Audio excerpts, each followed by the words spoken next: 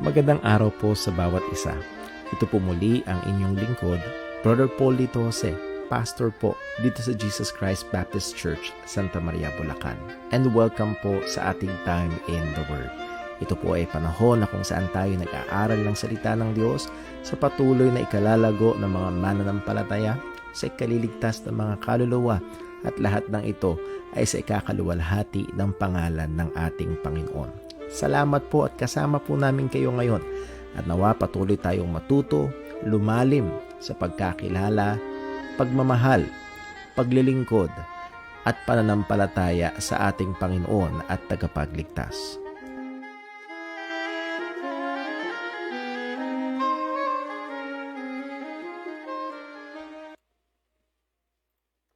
Muli ho, tayo ho ay nagpapasalamat sa Diyos na meron tayong pagkakataon na mag-aral ng Kanyang salita at tayo ho ay patuloy na nagpapasalamat din sa Diyos sa pag-iingat, sa proteksyon, sa provision niya. Patuloy sa atin, not just of our material, physical needs, pero alam natin maging sa ating spiritual na pamumuhay ay siya pa rin ang patuloy na gumagabay at napoprovide ng kalakasan, encouragement, ng kapangyarihan sa bawat isa sa atin. Isang napakalaking pagpapala na maisip natin, maging laging aware tayo na kung tayo ay mga tunay na mananampalataya ay nakatahan sa atin ang banal na spirito ng Panginoon. So, if we can just meditate doon sa katotohanan na yun, what a wonderful blessing, what a privilege na meron tayo bilang mga Kristiyano. So, gusto ko lang ipaalala sa atin yun upang nawa ito'y mag-encourage sa atin sa lalong mas matapat, mas masipag na pamumuhay ng may kabanalan, mas masipag na paglilingkod sa Panginoon. And sa atin pong pag-aaral ngayon ay mas handang kaisipan para tanggapin, pag-aralan ng seryoso ang salita po ng Diyos. Bago tayo dumako sa ating pinaka-lesson, which is about the doctrine of salvation, particularly isang mainit at controversial na paksa, ang doktrina ng eleksyon, ay gusto ko ipaalala na welcome ho ang mga katanungan. This is our lesson number, this is our part 5 ng ating pagtatalakay about election, and so far ay walang nagtatanong, and I hope yung kawalan ng katanungan ay dahil sa kalinawan ng pagtuturo, pero kung merong mga tanong, merong kailangan ng additional na pagpapaliwanag, ay maaari nyo kong i-forward huyaan sa akin. And as I've said, maaari nating talakayin huyaan dito sa atin Time in the Word. At again, kung nag-aalala kayo, baka mamaya sabihin ni Brother Paul kung sino yung nagtanong, don't be alarmed at hindi natin gagawin natin anonymous o ang nagtatanong, and then i-discuss po natin. At ang layunin natin, baka mamaya yung katanungan na meron kayo ay tanong din sa kaisipan ng iba. So ito ay maaaring makatulong po sa kanila. Okay. And then, reminder, this coming Sunday, meron tayong gawain, 8:30 ng umaga ang ating Sunday School, and then 10 a.m. ang ating worship service. Pag-pray po natin yan. Pag-pray natin ang pagtuturo, ang pangangaral ng salita ng Diyos. Pag-pray natin ang pakikinig natin ng salita ng Panginoon. And then, sa ating Sunday evening service, atin pa rin pinapaalalahanan at inaanyayahan ng bawat isa na tayo magkasama sa that's at 6 p.m. Pero bago sa Sunday, ngayong gabi muna, pagkatapos ng ating time in the Word, meron tayong online prayer meeting at 7:15 p.m. So atin pinapaalalahanan ang mga mananampalataya na tayo ay may obligasyon na tayo ay magsama-sama at mag-aral ng salita ng Panginoon, o mag-aral, magpananginan para sa isa't isa. At yan ay utos sa atin ng ating Panginoon. So muli, 7:15 p.m. ay magsama-sama tayo sa ating online prayer meeting. Okay, so tayo muna ay dumako sa isang panalangin bago tayo mag-jump right in sa ating review at lesson for tonight. Let's pray. Panginoon naming Diyos, aming Ama sa langit, papasalamat kami sa iyo. Tunay dakila ang iyong kahabagan, ang iyong pagmamahal, dakila ang iyong pagliligtas sa amin, pagpapatawad, ang pagtubos, ang pag-ampon, kagaya ng amin na pag-aralan, dakila ang iyong paghihirang, ang iyong pagpili, Lord, paalala mo sa amin lagi na ang iyong pagkapili sa amin ay hindi dahil may rason sa amin, kung hindi ang lahat ng ito ay nagpuugat sa biyaya mo, sa iyo, O Diyos, sa iyong mabuting kalooban. Kaya pinupuri ka namin at pinasasalamatan. And Lord, alam mo po, ang aming pong pag-aaral na ito ay hindi para magyabang sa karunungan na meron kami, kundi, O Diyos, dahil ikaw ang nag-utos sa amin na kami ay lumago pa at lumalim pa sa pagkaalam, sa pagkakilala sa iyo, sa pagkaalam ng iyong katotohanan, lalo na sa katotohanan ng dakilang kaligtasan na meron kami dahil kay Kristo. O Panginoon, wala kaming ibang nasa kung hindi manuwalhati ka, kung hindi mapatatag ang pananampalataya ng iyong mga anak, at patuloy ang katotohanan mo ang maihayag.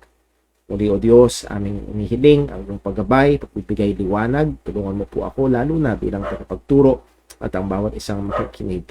Lahat ng ito ay mauwi sa kapurihan ng iyong dakilang pangalan. All this we ask and pray in Christ's name. Amen. Okay, so muli ho, this is our lesson number 13, particularly about the doctrine of salvation. This is part 5 ng atin hong pag-aaral. Muli, I would like to encourage, kung merong questions, you can comment it sa atin hong live stream, or you can directly send the message to me through Facebook Messenger, or i-text nyo sa akin. Welcome na welcome po ang mga yan. At papanatilihin nating anonymous ang questions. At again, ang goal natin ay makatulong sa inyo at maaaring sa iba rin na merong mga katanungan. So muli, nagdaan tayo ng medyo extended time sa atin hong review dahil gusto ko talagang tumanim sa ating kaisipan ang mga katotohanan na ito. So, ang ating kaligtasan mula simula hanggang dulo, ang lahat ng ito ay nakatungtong o nakabase sa ating union sa ating Panginoong Hesukristo. As we have seen, even God's choice of us, yung pagpili sa atin ng Panginoon from eternity before the foundation of the world. Sabi ng Biblia, we are chosen in Him. Pinili tayo in Christ. So, in our union with Christ. So, from start to finish, it's all in Christ. Dito nakatungtong ang ating kaligtasan. We also studied about man's total depravity, na ang tao sa kanyang kabuuan ay apektado ng kasalanan, at ang taong makasalanan ay laban at ayaw sa Panginoon, alipin at patay sa kasalanan, hindi kayang bigyang lugod ang Diyos, at hindi ayaw at hindi kayang baguhin ang kanyang sarili. Mas mahal ang dilim kaysa sa liwanag. And ang taong makasalanan, sangayon sa Biblia, sangayon kay Kristo mismo, ay ayaw at walang kakayahang lumapit kay Jesus. Sabi sa Romans 3:10, pamilyar tayo, as it is written, there's none righteous, no, not one. Pero marami ang hindi tumutuloy sa verse 11. There's none, ang sabi ng salita ng Panginoon, there's none that seeketh after God. There's none that understandeth, there is none that seeketh after God.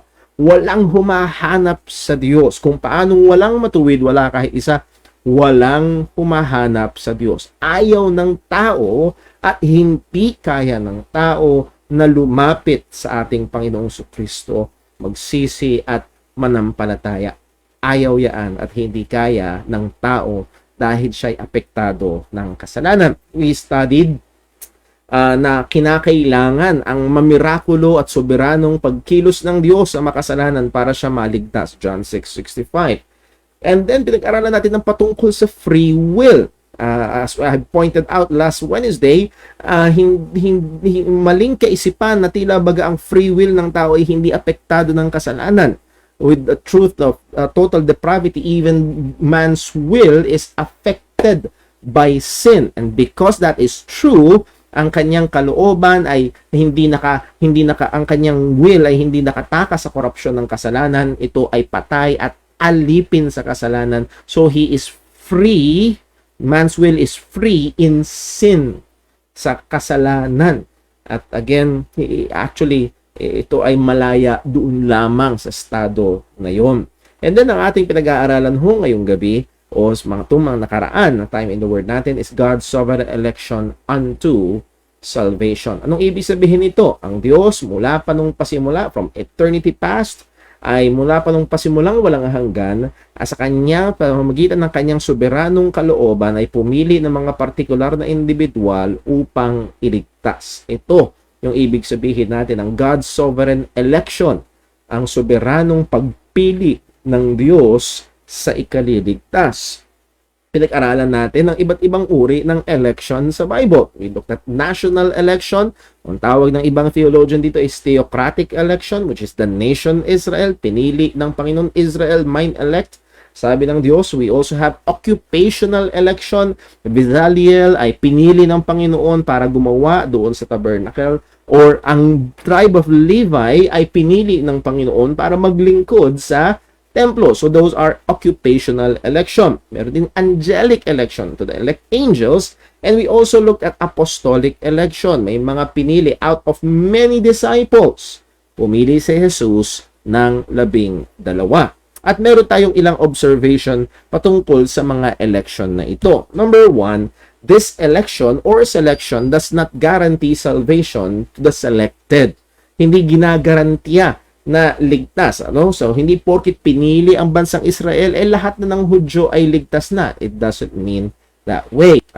Again, maging sa mga apostol, ang sabi ni Jesus, have I not chosen you 12, and one of you is the devil. So, hindi nagagarantiya na pag pinili, in this sense, hindi nagagarantiya na kasunod o kaakibat nito ang kaligtasan. And then, the choice is always the free exercise of the will of the selector, not the selected. Ito yung makikita natin maliwanag. Sa salita ho, sorry, tinek ko kung baka mamaya daldal ako ng daldal ay hindi pa na naka-on yung mic. So, naka-on pala. Ito yung makikita natin ho na totoo sa salita ng Diyos. Sa mga pagpili na ito ay ito'y free exercise ng kalooban nung pumipili at hindi nakabase sa kalooban ng pinipili. Isang magandang example nga na sinabi ng isang mangangaral nung si David ay lalabanan si Goliath. Ang sabi ng salita ng Diyos ay pumili siya ng 5 bato out of the, if not millions na mga bato doon sa batis na maaaring kanyang pinagkunan. Pumili siya. At again, hindi niya hinintay ang desisyon ng mga bato kung hindi si David mismo ang gumawa ng desisyon. So, it is based upon the will, the free exercise of the will of the selector, not the selected. At ito rin ay katotohanan dun sa susunod. So, malinaw ang salita ng Panginoon. Ang Diyos ay nag-exercise ng kanyang divine prerogative sa pagpili ng mga partikular na grupo or individual para sa mga partikular na layunin. So again, all throughout Scripture, nakikita natin na ang Diyos ay pumipili. Now, marami ang, payag, sige, pinili niya ang Israel, maliwanag sa Bible. Pumili siya sa occupation, pumili siya ng mga anghel, meron siya like angels, maliwanag sa Bible.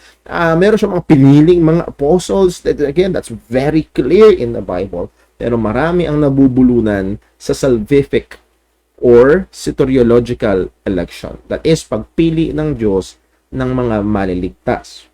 Pero we have said, ito ay maliwanag din sa Bible.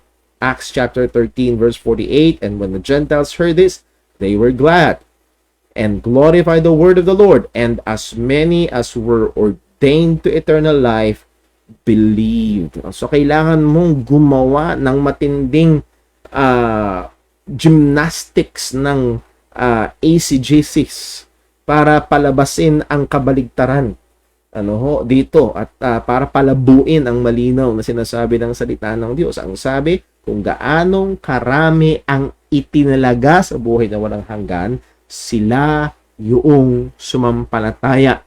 Kung gaano karami, no more, no less. So, ang pinaka-cause ay yung pagkatalaga nila at anong effect? They believed. So, pagdating sa salvific soteriological election, nakita natin na ang mga mananampalataya sa Bible, madalas na tinatawag na elect, mga pinili, mga hinirang. Also, nakita rin natin at pinag-aralan natin yung time of election. Kailan ba ginawa ng Diyos ang pagpili na ito? Sabi sa Ephesians 1:4, before the foundation of the world. So according as He had chosen us, again, in Him, we are chosen in Christ before the foundation of the world. Merong kanta, when He was at the cross, I was in His mind. Actually, even before the foundation of the world, we are on God's mind. Pinili niya na tayo, ang mga mananampalataya. Number next, pinag-aralan natin ang basis ng election na ito. At malinaw ang Biblia, hindi malabo, na ang pagpili, ang paghirang ng Panginoon, ang pagtatalaga ng Panginoon sa kaligtasan ay nakabase sa kanyang sariling kalooban. Again, the will of the selector, not the selected. Ephesians 1:5, having predestinated us unto the adoption of children by Jesus Christ to Himself, according to the good pleasure of His will. By the way, kaya kung tinitingnan ito, just try to consider kung sang-ayon sa kalooban ng tao, question, ano ang kalooban ng taong alipin at patay sa kasalanan? Ano ang kalooban ng mas nagmamahal sa dilim kaysa liwanag? Again, kung dun babase ang Panginoon sa kalooban ng makasalanang tao, that's a very terrible basis. And again, ang maliwanag sa Bible, ang kalooban ng Diyos ang basihan. Election is based upon God's grace. Ito yung talagang, as I've said, ito yung isa sa mga nag-finally push sa akin talagang i-embrace ang doktrinang ito. Why? Kapag pinapakita nito talaga yung sa kabuuan, sa kalubusan na ang kaligtasan ay biyaya ng Panginoon. God's predestination of sinners to adoption or salvation is designed to exalt and to display the glory of His grace. As Ephesians 1:6 said, yung binasa natin kanina sa Ephesians 1:5, He has predestinated us unto the adoption according to the good pleasure of His will. And then verse 6, to the praise of the glory of His grace.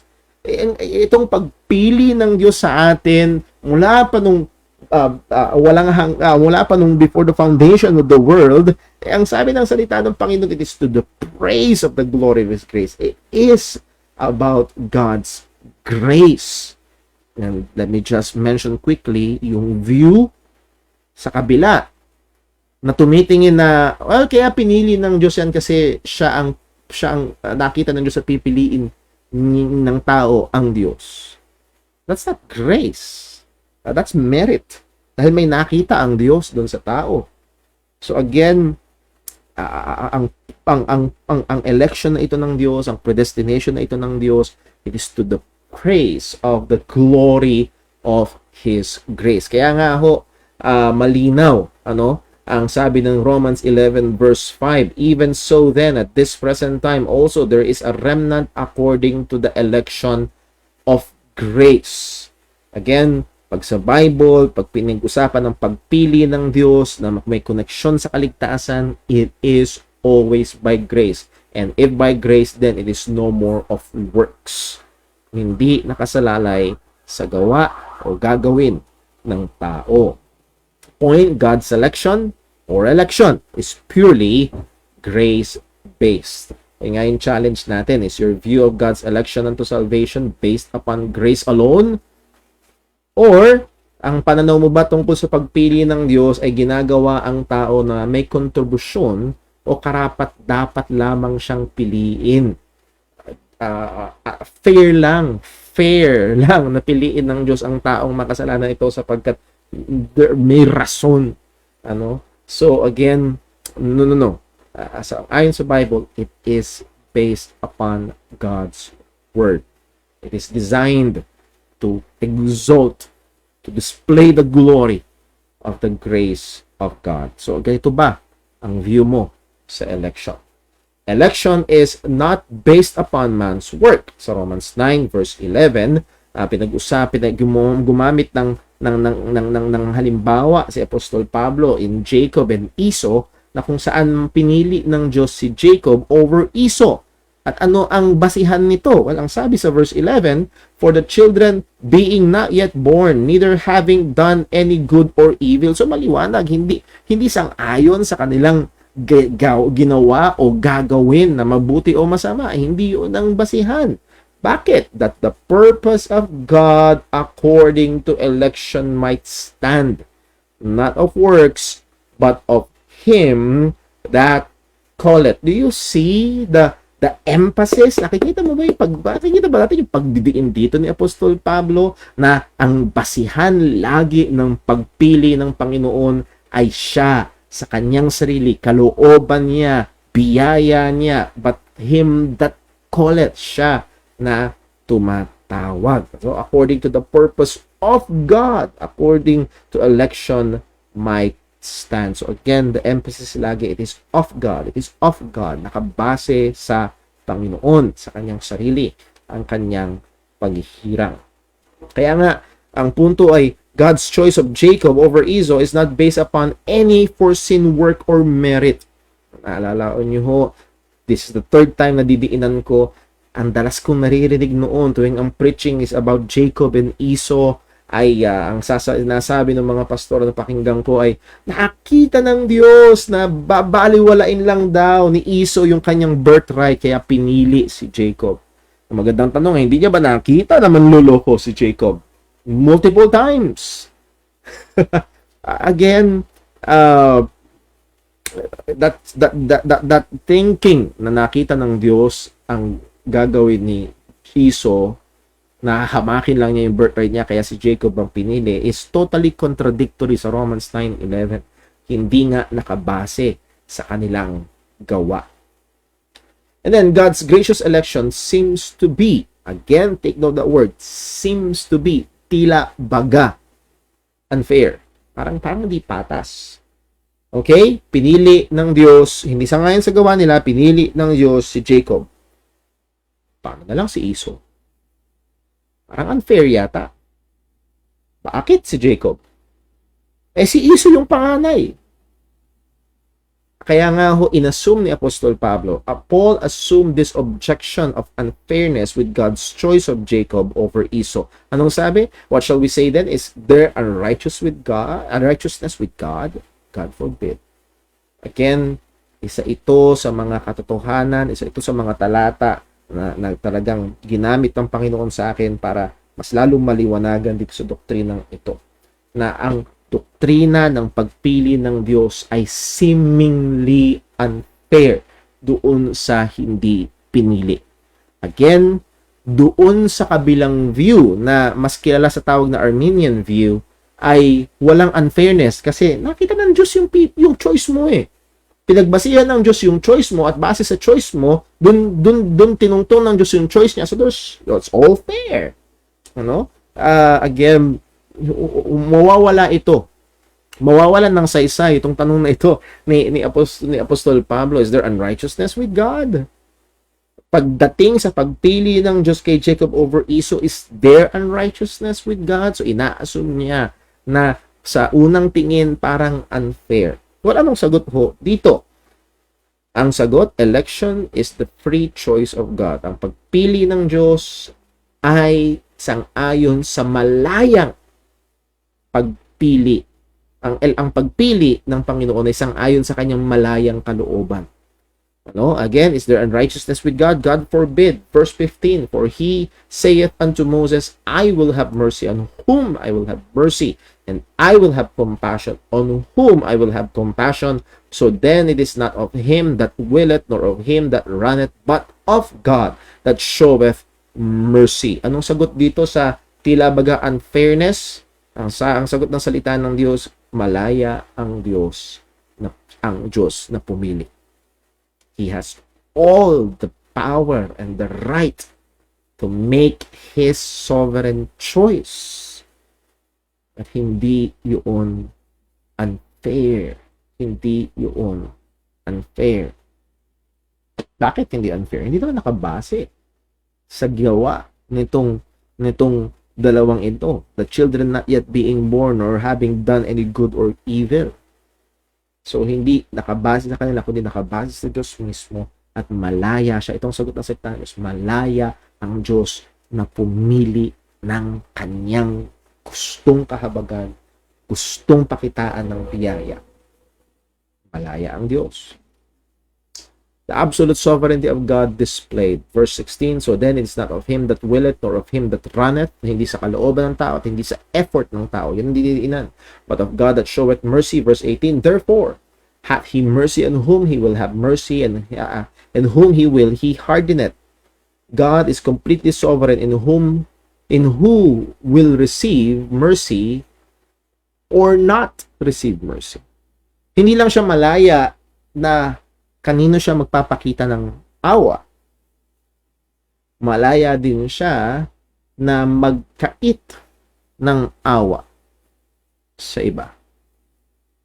So again, malaya siya, soberano ang Diyos. Hindi siya obligadong maawa sa lahat. Hindi siya obligadong magbigay ng biyaya ng kaligtasan sa lahat. Ito ay nasa malaya at soberanong pagpili ng Panginoon. By the way, napansin niyo sana, dinidinan ko lagi yung word na malaya. Malaya ang Diyos, malaya ang Diyos, malaya ang Diyos, malaya ang Diyos. At ang madalas na pinagtatanggol doon sa kabilang side ay ang malayang kalooban ng tao. Malayang kalooban ng free will ng tao, free will. Again, ang tao ay alipin sa kasalanan. Seemingly nakakalimutan nila ito kapag pinag-uusapan ang pagdating sa election. Number next, God is free to show or withhold mercy, nasabi nga natin.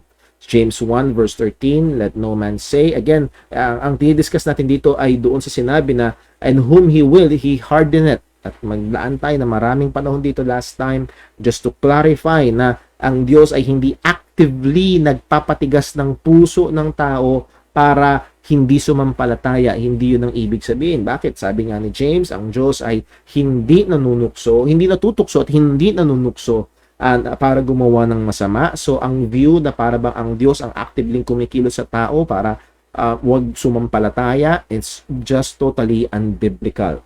At saan ang gagaling ito? Yung kasamaan ng tao, saan ang gagaling? But every man is tempted when he is drawn away of his own lust. Tingnan natin ang Romans 8:7, because the carnal mind is enmity against God, for it is not subject to the law of God, neither indeed can be. So, we pointed out na hindi na kailangan patigasin ng Diyos ang puso ng tao kasi ito'y matigas na. Ito'y rebelde na. Ito'y for it's not subject to the law of God, neither indeed can be. Hindi ito nagpapasakop, hindi nito kayang magpasakop. Matigas na talaga ang puso ng tao. Romans 1 verse 24, anong sabi? For God also gave them up unto uncleanness through the lust of their own hearts. God gave them up. Ano is yung word na gave them up? He abandoned them. He handed them over, or He abandoned them. So, ang point is this, God abandons them in their sinfulness. Pinabayaan sila ng Panginoon doon sa kanilang kasalanan. So, ang punto ay ito, sabi nga ni John MacArthur, this does not mean pertaining doon sa pagpapatigas ng puso ni Pharaoh, or also doon sa sinabi sa Romans 9 verse 18, and whom he will, he hardeneth.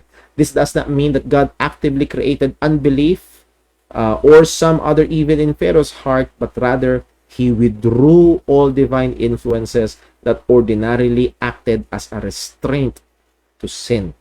So merong aktibong pagkilos ang Diyos na i-restrain ang tao pagdating sa kasalanan. Merong tinatawag na restraining grace ang Panginoon. You remember sa Lumang Tipan na kung saan nakalimutan ko yung pangalan ng hari. Nawala sa isip ko yung pangalan ng hari. Nakita niyang naglalambingan si Abraham at yung kanyang asawa na si Sarah. Pero ang problema ay ninasa nitong hari na ito si Sarah, at may dumating ang parusa ng Panginoon sa kanila. At ang sabi ng hari, Lord, hindi ko naman alam. Ang sabi nila, magkapatid lang sila. At ang sabi ng Diyos sa haring ito, nakalimutan ko talaga yung pangalan, hindi ko maalala. Ang sabi ng Diyos sa haring ito, kaya nga withhold kita, na hawakan mo siya. Makikita natin doon na ang Diyos ay kumikilos to withhold people to committing sins. May manahan doon ang aktibong pagkilos ng Panginoon. At pagdating dito sa pagpapatigas ng Panginoon ng puso, hindi siya, as we have said, Hindi siya, God's hardening of Pharaoh's heart is not an addition of moral evil or unbelief, but rather the removal of his restraining grace that leaves that person in his own hardness and sinful rebellion against God. So, hindi ito'y not addition of evil, but a subtraction of grace, restraining grace. So, yung pagpapatigas ng puso ay hindi yung pagdadagdag ng kasamaan, kundi pag-aalis ng restraining grace. Hindi pwedeng ang Diyos ang source ng evil. So, absolute sovereignty of God displayed. Again, yung lubos na pagiging soberano ng Panginoon ay kita. He will have mercy on whom He will have mercy, at He will harden kung sino. Pababayaan niya kung sino yung gusto niya na manatili doon sa kasalanan. Again, it's a sovereign display, absolute display ng pagiging soberano ng ating Panginoon. Well, another assumed objection, as we have studied in nakaraan, thou wilt say then unto me, why does he yet find fault? For who hath resisted his will? And ang assumption dyan, no one can resist God's will. No one can resist God's will. Ang sabi, at ang paratang ng iba o yung mga Arminian ay ito yung paratang, if God did not elect them to be saved, why will He judge them to eternal punishment? Hindi sila pinili eh. Mas tila baga kasalanan ng Diyos. Kaya sila hindi sumasampalataya. Well, again, that is totally an unbiblical view. Hindi sang-ayon sa Biblia yung pananaw na yun. Ang laging sinasabi ng Biblia ay ito: the consistent testimony of Scripture for the reason that men will be eternally punished is not because they were not elected, but because they are sinners who are worthy of punishment and that they did not repent and believe the gospel. Bakit sila parurusahan? Kasi karapat-dapat sila dahil sa iba kasalanan.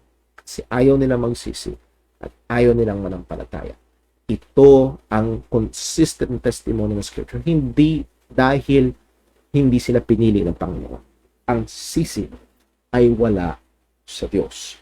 Nasa tao. Pero ito ang kabaligtaran. Kapag naman naligtas ang tao, ang papuri ay wala sa tao. Kung hindi nasa Diyos.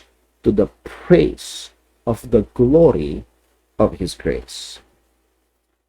Another assumed objection answered. Ito yung sagot doon sa why he then yet find fault. Bakit niya hahatulan? Yun yung niloob ng Panginoon. Ano ang sagot ng salita ng Diyos? Ang sagot ni Apostol Pablo, but nay, O man, who art thou that replies against God? Sino ka? Tingin mo mas magaling ka sa Diyos? Tingin mo mas mabuti ka sa Panginoon? Tingin mo mas mataas yung pamantayan ng justice kaysa sa Panginoon? That's very ang tawag sa English is audacity ng tao, yung matinding kayabangan ng tao para isipin yun. Pambihira kung ako ang Diyos, di sana pinili ko na lahat. Akala nila parang mas mabuti sila kaysa sa Panginoon. Pero ang tanong, sino ka para sumagot sa Panginoon? Sino ka para questionin ang Panginoon? At ginamit niya itong larawan ng palayok at magpapalayok. At ang sabi niya, shall the thing formed say unto him that formed it, why hast thou made me thus? Hath not the potter power over the clay? Answer that question. Hath not the potter power over the clay? Wala bang karapatan ang magpapalayok sa palayok? Yung bang magpapalayok, pag magsisimula siya, okay, ikaw putik ka, anong gusto mong gawin ko sa iyo? Anong hubog? Anong kulay? Gusto mo ba may hawakan? Gusto mo ba malapad yung entrada? O gusto mo ba slim?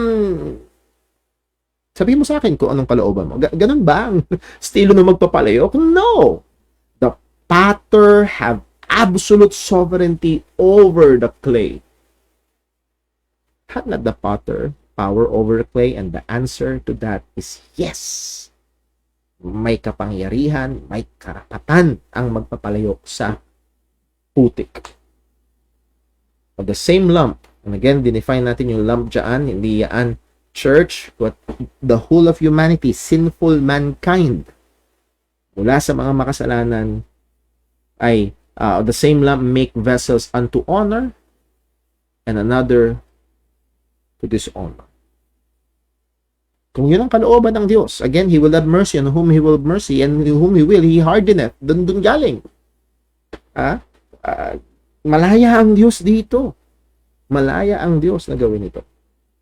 Sabi sa verse number 23, and that He might make known the riches of His glory on the vessels of mercy. God is God's sovereign, gracious, and free election. This sovereign, gracious, and free election of God is not limited to the Jews only. Sabi ng salita ng Diyos sa verse 22, kung gusto niyang ipakita yung kanyang puot, hustisya, ano magagawa natin? At dito naman, pinakita rin niya, and He might make known the riches of His glory, kanino? On the vessels of mercy. Mga sisidlan na pinaglagyan ng habag ng Panginoon. Ano daw? Which He had afore prepared unto glory, na noon pa man din, nung simula pa man din, ay inihanda na ng Panginoon to glory. And the question is, who's that? Sino itong vessels of mercies na ito na inihanda ng Panginoon sa kaluwalhatian? By the way, this text, Romans 9:23, is a great text about security ng salvation. Why? Yung ligtas, inihanda, yung totoong ligtas, inihanda ng Panginoon unto glory. At hindi yun papalya. Siguradong pupunta sa kaluwalhatian at makakaranas ng glorification ang isang niligtas. Hindi pwedeng mawala because He is prepared unto glory. Hindi pwedeng halfway through. Well, magdating sa Romans 9:24, sino ito? Even us. Sino yung us? Whom He hath called. Tayo, kanyang mga tinawag. And by the way, sa New Testament, yes, madalas na tinatawag ang mga Kristiyanong elect. And also, madalas na silang tinatawag na called. Mga tinawag. At sino ito? Not of the Jews only, but also of the Gentiles. Kaya kung natin dininilan to dahil may mga nagsasabi na, totoong election, pero sa mga Hudyo lang, sa mga Hudyo lang, sa mga Hudyo lang. No, not of the Jews only, but also of the Gentiles. Even us, ang mga mananampalataya ni Kristo. We are vessels of mercy, which He, God, hath afore prepared unto glory. So, be excited. You're prepared unto glory. Ikaw ay mananampalataya. Let me quickly ask, kung ikaw naman, or let me quickly say, kung ikaw naman ay hindi mananampalataya, naghihintay sa iyo ang puot ng Diyos. Wag mong isipin kung elect ka ba o hindi. No. This is the question. Ikaw ba ay sumampalataya na sa Ebanghelyo ni Kristo? That is the question. So, I hope na ikaw talaga ay nagsisi na sa iyong mga kasalanan at nakaasa lamang kay Kristo. Kanyang kamatayan sa krus at muling pagkabuhay para ikaw ay tanggapin ng Panginoon. Walang ibang paraan para maligtas ang makasalanan. Point, election unto salvation is for all people. And when I say all people, hindi ito lahat ng mga tao sa buong mundo. Kung hindi, kahit Hudyo ka man o hintil, hindi limitado ang election sa Hudyo lang. And yung election na dinidiscuss ni Pablo sa Romans 9, 10, and 11, yes, kasama ang Hudyo, pero hindi sa Hudyo lang. So, hindi pwedeng sabihin na ito'y sa Hudyo lamang. Well, dito ho tayo matatapos sa paksang ito at again, medyo malawak at gusto kong marahan nating pag-aralan ito sapagkat isa ito sa madalas na talagang pinupuntahan. Naalala ko ho nung ako'y Bible school student pa, nung first mga ilang pagkakataon kong unang na-encounter itong doctrine about election. Nagtanong ako sa isang kaibigang pastor. Sabi ko, paano po ito? Yung tinuturo na ang Diyos ay pumili. At actually, ang finoward sa aking verse nung pastor na pinagtanungan ko ay yung mga verses na atin hong bibigyan pansin ngayon at ang sinabi niya lang sa aking salita, foreknowledge, Brad, foreknowledge lang yan. Ito yung seemingly the greatest defense ng mga ayaw maniwala sa sovereign election ng Panginoon. Meron silang dalawang salita at pag-aaralan natin yun. Whosoever, and then ito, foreknowledge. So, tignan natin una itong the word foreknowledge. Ano bang ibig sabihin ito? Basahin mo natin yung dalawang talata na kung saan ito'y pamilyar na makikita. Romans 8 verse 29, for whom He did foreknow, He also did predestinate to be conformed to the image of His Son, that He might be the firstborn among many brethren. So, whom He did foreknow, them He did also predestinate. So, sasabihin, okay, finorknow muna, at saka predestinate. So, itinalaga muna, o He foreknew muna, at bago niya itinalaga. So, nandun muna yung foreknowledge before predestination or election. So, ang basihan ng election ay nakabase ito sa foreknowledge ng Panginoon. Isa pa, sa 1 Peter chapter 1, verse 1 and 2. Ang sabi, Peter, an apostle of Jesus Christ, to the strangers scattered throughout Pontus, Galatia, Cappadocia, Asia, and Bithynia. Verse 2, elect according to the foreknowledge of God the Father. So yes, election is based upon grace, pero makikita rin natin, election is based upon foreknowledge. So kung ilalagay natin ito sa chronological order, mauuna muna ang foreknowledge or foreknowing bago ang election, selection, or predestination, or ordination. So, ito muna yung mauuna. Ito yung madalas, okay, sige, elect. Pero base yan sa foreknowledge, foreknew, or foreknown. Note, yung mga nagre-reject sa idea ng soberanong pagpili ng Diyos ay ikililigtas ay mabilis na pinopoint out ang mga passages na ito. At ang kanilang sinasabi ay ito, God's election is based upon His foreknowledge. And then, walang problema doon. Malinaw yun sa text. It's based upon foreknowledge. At pagkatapos nilang sabihin itong based upon foreknowledge, ang problema ay kung paano nila i-define itong foreknowledge na ito. At madalas ito yung sasabihin nila, that is, God already knew or has knowledge of who will believe. At yun na yun yung sinabi sa akin ng kaibigang pastor ko noon na pinagtanungan.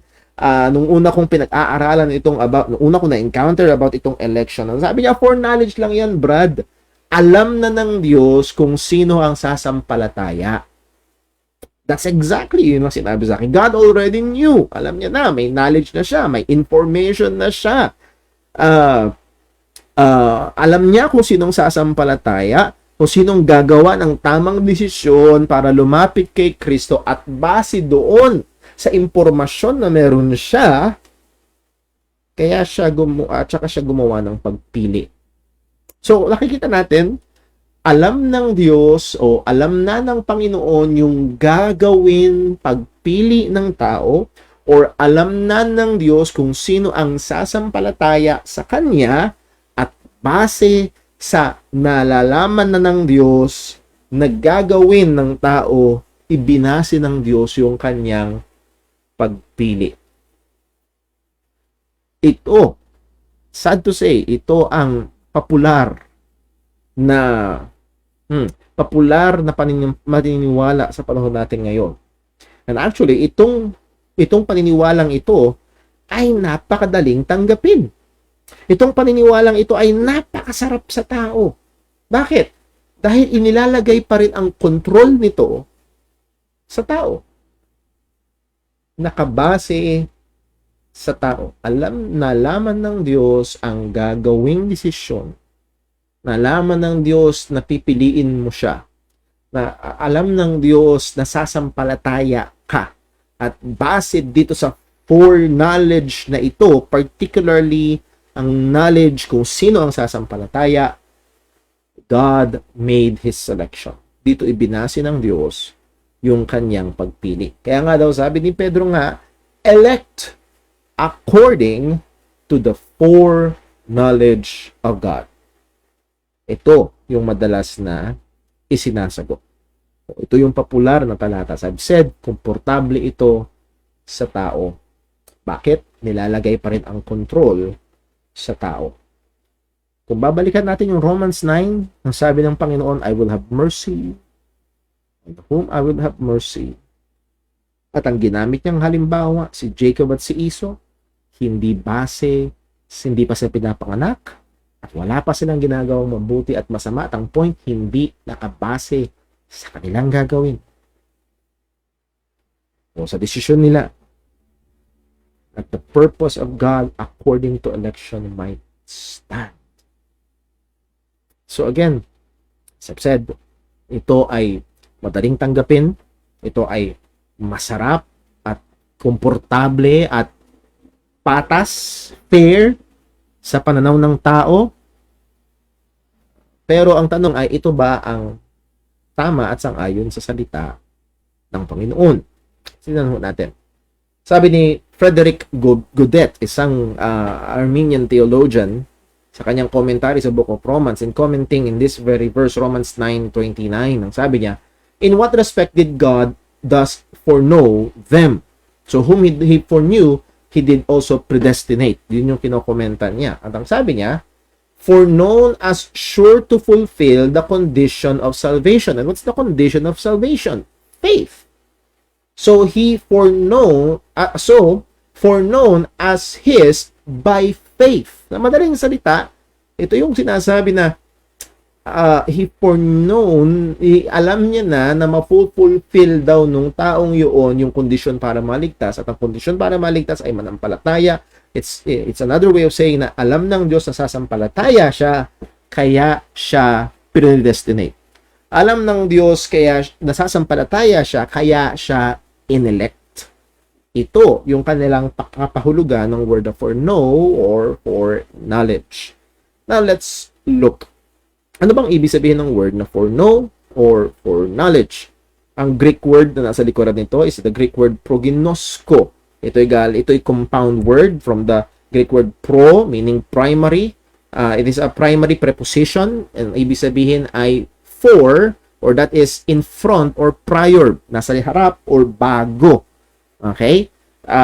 Ito yung hawig ng ating prefix na pre-existence, existing before. Okay? So prior, pro, and then the word ginosko. Ang ibig sabihin ng word na ginosko is to know or to perceive or to ascertain or to understand. Malaman, ma-perceive, masigurado, maunawaan. So, proginosko o pro, before or prior, and then understanding, prior understanding. Prior knowledge. Alam niya na bago pa. At yun mismo yung ibig sabihin ng proginosko, to know beforehand. That is to foresee. To be previously acquainted with. Alam niya na. May knowledge na siya previously. Bago pa man din. So again, that is the literal na ibig sabihin ng word na proginosko. Pro, before, ginosko, to know before, to know before, to have knowledge before. Sa Acts 26 verse 5, ginamit yan. Which knew, proginosko, which knew me from the beginning. So meron daw mga taong nakakakilala na noon si Pablo. Ito si Pablo, nagbibigay niya yung defense niya before King Agrippa. At ang sabi niya, may mga nakakakilala niya sa akin noon pa. So, which knew me from the beginning. Kilala nila ako nung simula pa. They have knowledge of me before. Proginosko. 2 Peter 3 verse 17. Ye therefore, beloved, seeing ye know these things before. Alam nyo na ang mga bagay na ito. At pag binasa nyo yung context nitong verse 17 sa verse 16, kaya nila alam kasi sinulat na ni Apostol Pablo. Mahirap unawain, pero sinulat na ni Apostol Pablo. At alam nyo na ito sapagkat sinulat na ni Apostol Pablo sa inyo. So you have prior knowledge. Alam nyo na. Again, ye know these things before is just one Greek word, compound word, proginosko. At alam nyo na. So that's the use, normal use of the word. To know beforehand. Now, again, ang kanilang definition, ng Armenian definition ng word na foreknowledge is he knows beforehand. Pero hindi sila tumitigil doon. Yun yung problema. Hindi sila tumitigil doon. He knows beforehand, and then ipapasok nila, alam niya na, bago pa man din. The question is, ano niya? Alam niya na. Doon nila idadagdag. Alam niya na kung sinong sasampalataya. Well, tignan natin ang ilang mga problema ng ganitong paniniwala o interpretasyon ng word na foreknowledge. Number one, God truly has perfect knowledge of all things, past, present, future. Itong perpektong kaalaman nito ay patungkol hindi lamang sa tao kundi sa lahat ng kanyang mga nilalang at lahat ng mga kaganapan. And yes, He knows who will believe in Christ. Oo, sigurado. God being omniscient, alam niya kung sino ang sasampalataya kay Kristo. But it also follows that He also knows who will not believe in Christ. Alam niya na kung sinong sasampalataya, but the opposite is also true. Alam na rin niya kung sino ang hindi sasampalataya. So, He has a foreknowledge regarding all men. Nakuha niyo ho? Merong foreknowledge ang Panginoon patungkol sa lahat ng tao. Meron naman dalawang uri ng tao. Yung sumasampalataya, yung hindi sasampalataya. At alam ng Diyos kung sino. So God foreknew both parties. So He also knows who will not believe in Christ.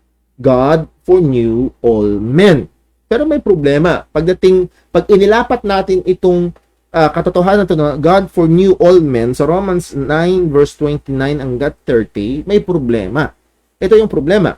For whom, take note of the pronoun whom, He did foreknew, yung mga pinornew niya, He also did predestinate. So hawakan niyo yun. So yung pinornew, predestinate.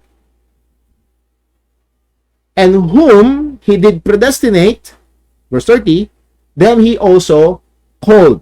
So, same group of people na pinornew, yun yung predestinate, at yung group of people na predestinate, sila din yung tinawag, at yung group of people na tinawag, sila din yung justified, and yung group of people na pinornew, predestinate, tinawag, at justify, them He also glorified. So, kung magiging consistent tayo ng ibig sabihin ng word na foreknowledge is to have knowledge beforehand. At nakita natin na tamang sabihin na if that is the definition, then God foreknows all people. Pero sang-ayon dito sa salita ng Panginoon, whom He did foreknew, sila yung tinawag, justify, tinawag, justify, at glorify. Sa madaling salita, ang language ng Romans 8:30, ito'y naglilimita. Ito ay sa mga ligtas lamang. Therefore, ang punto ay ito. Ang mga pinornew ng Panginoon ay yung mga ligtas lamang. So, there is a special sense of foreknowing. Bakit? Dahil alam ng Diyos ang lahat ng tao. Alam ng Diyos ang gagawin ng lahat ng tao. Kahit hindi mananampalataya, alam ng Diyos. He has knowledge before. He foreknows all men. Pero hindi yun ang pagkakagamit dito. Ito ay yung foreknowledge na tinutukoy dito ni Apostol Pablo, yung pag-foreknew ng Panginoon tinutukoy dito ni Apostol Pablo, ay exclusive lamang. God's foreknowing of those who are in Christ. Those who are believers. So, may limitasyon. Now, ano ang solusyon dito ng mga ayaw maniwala sa doctrine of election? Doon nila iduduktong, He foreknew who will believe. So, He knew who will believe. Sila yung kanyang mga tinalaga, sila yung kanyang mga tinawag, sila yung kanyang mga justify, sila yung i-glorify ng Panginoon. Kasi alam niya na sila ay sasampalataya. Malaki ang problema. Not all men are effectually called to salvation, as we have said. Not all men will be justified. Not all men will be glorified. Therefore, not all men are foreknown in the way Paul used the word. So, hindi sila foreknown kagaya ng sinabi ng pagkakagamit ni Apostol Pablo. Because of this, those who reject sovereign election adds the meaning of foreknowledge adds to the meaning of foreknowledge in this passage. Dinadagdagan nila yung meaning ng foreknowledge. Again, define natin, knowledge beforehand. Yun yung paraan ng pagkakagamit nila. Pero, makikita natin na special ang pagkakagamit ito ni Apostol Pablo, pumapatungkol lamang sa mga ligtas. Therefore, dinadagdagan nila yung meaning ng foreknowledge dito. Ang makikita natin na ito. Kagaya ng sinabi ni Frederick Godet, ang sabi niya, in what respect did God foreknow them? He foreknew them as sure to fulfill the conditions of salvation. Na alam ng Diyos, sila ay sasampalataya. So, doon nila ito ganun nila ipinapasok ito para seemingly mag-fit doon sa predestination, calling, justification, and glorification. Ito sa golden chain of salvation. Well, the question is this: where did they get that from? Just from the one word, proginosko. Saan na nakuha yun? Anong ibig sabihin ng proginosko? To know beforehand. That's the dictionary meaning ng proginosko. To know beforehand. Pero, ang ginagawa nila ay ito. The very idea of God foreknowing who will fulfill the conditions of salvation, and that is, who will believe, is added or forced to the one word foreknow. It is not essentially contained nor even hinted in the passages. So 1 Peter, hindi yun binibigyan pakahulugan. Sa Romans chapter 8 verse 29, hindi rin yun sinasabi. Idinadagdag nila ito. Ano ibig sabihin ng foreknowledge? Alam ng Diyos kung sino sasampalataya. Hindi ba alam ng Diyos kung sino hindi sasampalataya? They foreknown din sila. Again, ito ay ang punto. They are supplying this meaning na wala doon sa text. At dito tayo matatapos. Sorry po, medyo mahaba yung ating lesson ngayong gabi. Dito tayo matatapos. Problem number 2. The view of Armenians that God knew beforehand who will believe disregards the biblical truth that man is totally depraved. Yung kanilang paniniwala na, okay, nalaman ng Diyos, tinan ng Diyos, alam ng Diyos, meron siyang impormasyon kung sinong sasampalataya, ay nagde-disregard sa katotohanan na nakita natin sa Bible na ang tao ay totally depraved. Itong sabi ni Jesus, walang makakalapit sa Kanya. So, itong punto, kung ang Diyos ay tumingin, as I've heard one preacher said, He looked at the corridors of time to see who will believe. Tumingin siya, tinilip niya, sino nakita niya, sasampalataya siya. Kung ang Diyos ay tumingin sa hinaharap at sino ang sasampalataya, wala siyang makikita. Bakit? Ang sabi ni Jesus, walang makakalapit sa Kanya. So this interpretation ng word na foreknowledge na nilalagyan nila, well, God knows beforehand. That's the word foreknowledge. Pero God knows beforehand who will believe. Doon nakabase yung pagpili sa kanila ng Panginoon ay nagde-disregard. Una, dinadagdag nila yung meaning na yun doon sa word ng foreknowledge, and nagde-disregard sila ng isang napakalinaw na katotohanan na walang taong may kayang lumapit sa Panginoon. Let me just go to one verse. Proper understanding of the word foreknowledge para magkaroon ho tayo ng idea. The meaning of the word is not only contained in the dictionary meaning or etymology of the word, but also in how the author speaker intended to use the word. Ang meaning ng salita ay hindi lamang sang-ayon sa kung anong nasa dictionary, kundi kung paano ito ginamit ng ginagamit nung nagsasalita. Halimbawa, yung word na wicked, pag tinignan sa dictionary, ang ibig sabihin ay evil, unpleasant, or harmful. Extremely unpleasant actually. Pero, pagkatapos ng isang napakagandang konsyerto, ang sabi ng commentator, that's wicked! Naalala ko ho, meron akong pinanood na pelikula, That Thing You Do, if you know that movie, nung nagsisimula pa lang yung banda nila na Wonders, nag-perform sila sa isang crowd, at merong meter At yung pinaka magandang performance, ang nakalagay wicked. Bakit? Harmful ba yon? Unpleasant ba yon? Evil ba yon? No. Ang pagkakagamit nila sa word na wicked is very good, very great. Ang punto ko ay ito. Yes, may dictionary meaning ang foreknowledge, prognosko, to know beforehand. Pero, isa sa mga ikukonsidera natin ay ito. Paano ba ito ginagamit? Ang word na wicked ay may meaning. Evil, unpleasant, harmful. Pero nakita natin na pwede itong gamitin ng tagapagsalita na maging iba ang ibig sabihin. So, next now, time in the word ho natin. So, Wednesday, Lord willing. Tignan natin, paano ba ginagamit ng mga manunulat sa Biblia ang isang napakahalagang salita, that word know or knew. Paano ba ito ginagamit sa Biblia? Anong ibig sabihin nito? Para mas maunawaan natin yung foreknowledge. Hopefully, magkasama-sama ulit tayo sa pag-aaral next Wednesday. So muli, ang ilang mga malilinaw, ang pagpili ng Diyos ay isang ayon sa kanyang biyaya, pagpili ng Diyos ay isang ayon sa kanyang kalooban, at pagpili ng Diyos ay hindi nakabase sa gawa ng tao. Sana, ang mga bagay ko na ito ay maliwanag sa atin. Let's pray. Panginoon naming Diyos, aming Ama sa langit, pinupuri ka at pinasasalamatan kami sa pag-aaral na ito. Alam namin na may pagiging metikuloso, pagiging detalyado. Pero Lord, ang nasa namin ay hindi ang kalooban ng tao, hindi ang stand ng tao, hindi ang stand ng grupo, kung hindi ang katotohanan mo. Please help us, Lord. Give us wisdom. Lord, give us humility as we learn. Aming kinikilala na nandoon ang panganib, payabang ang karamihan ng kaalaman. O patuloy mo kaming bigyan ng pagpapakumbaba. Patuloy mo kaming bigyan ng pagkamangha sa napakadakilang biyaya mo nagligtas sa amin.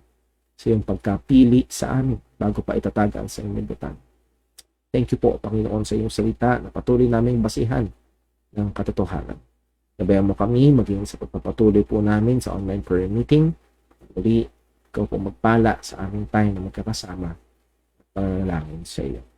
Lahat ng ito ay dalangin namin sa ngalan ng aming Panginoong Jesucristo. Amen. So, muli po mga kapatid, maraming salamat and I hope na magkasama-sama tayo muli next time in the Word, so Wednesday, and also maya-maya ho sa prayer meeting. Buksan na ho natin ang ating prayer room. God bless po. Ingat po tayong lahat. Magandang gabi.